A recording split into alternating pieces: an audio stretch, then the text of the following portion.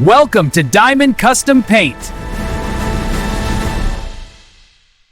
Hi, welcome to Diamond Custom Paint. I'm going to do a quick video on how I cut and buff my motorcycle parts to a mirror finish like this. Now this is just the way I do it. I know there's a lot of different ways out there to cut and buff, but this is the way I found over trial and error, so I know I get it right every time. I don't get to the end and still have some scratches and stuff in there. I know this works for me, so give it a try. Let me run through it here real quick and let you know how I do it. So first off, I'm going to take some 2000 grit wet dry sandpaper. I do mine wet. These are 6-inch pads here, and I just use an air sander to do that with. When you're using the air sander, you just got to be very careful. You're not going to burn through. On smaller parts, I'll usually revert back and hand sand a lot of parts of this. The big parts I may hit it with the big sander, but then kind of the other smaller parts I'll hand sand it.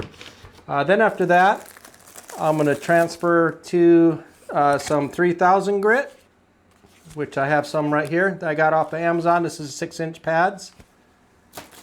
And I'll do the same thing, use an air sander. And one note too is stay away from your edges when you're cutting and buffing.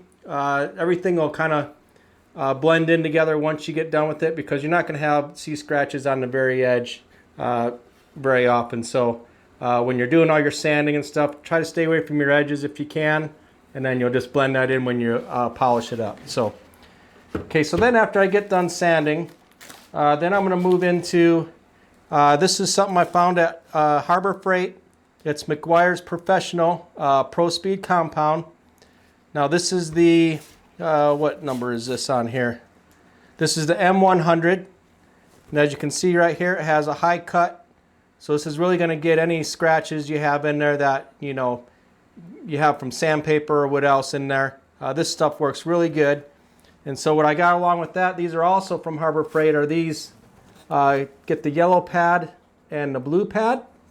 The yellow pad is low cut, high finish, and I think the blue is medium cut, yep, medium finish. So what I'll do is I'll use this McGuire's, and I'll use the blue pad first, kind of go over it real good, and once you do that, you can pretty much, you'll get everything out that you need to. And then I'll go ahead and take this yellow pad with the same polish, the McGuire's, and do it with that.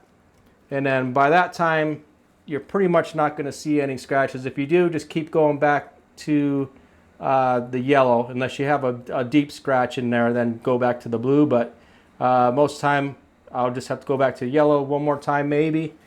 And then, we'll be finished with the McGuire's, the heavy cut.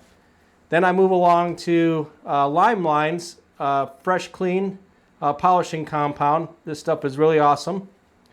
And then I'll use, I got a couple of pads. Bought a package off of Amazon. Comes with a bunch of different colors of pads. I usually use I'll use this orange one and this white one.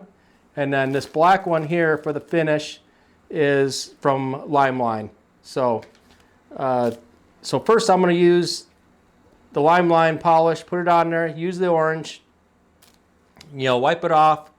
And then go to the white, wipe that off, and then I'll finish it off with the black.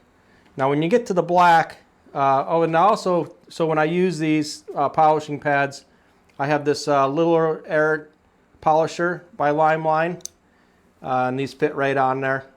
Pretty nice, and this works really good. So, and then so when you're getting towards the end, you'll use lighter pressure. Like when I use this black one, I use real light pressure, just let that polish do its thing, and then wipe it off. And another big thing I found that's going to save you some agony is get you some good quality microfiber towels when you're polishing, because otherwise if you don't, I didn't know this before a little while ago, but there's different qualities of microfiber, and I kind of learned the hard way, because I would get all the way to the stage of polishing. Now, I'd wipe off the compound, and then there'd be scratches there again. Like, what the heck? Well, the microfiber I had wasn't that great of quality, so I was just putting scratches from the microfiber that I was using back into it. So yeah, so I got these off of Amazon. The chemical guys, you know, pick them up, they're really good.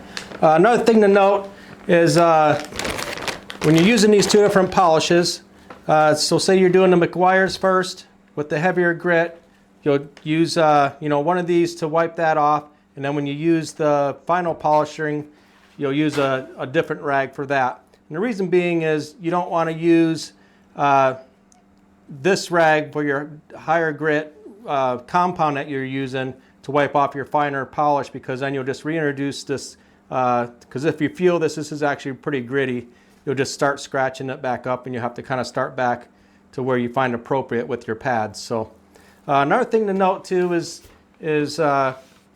after I cleared my parts, I let them cure for about 2 days before I'll cut and buff them.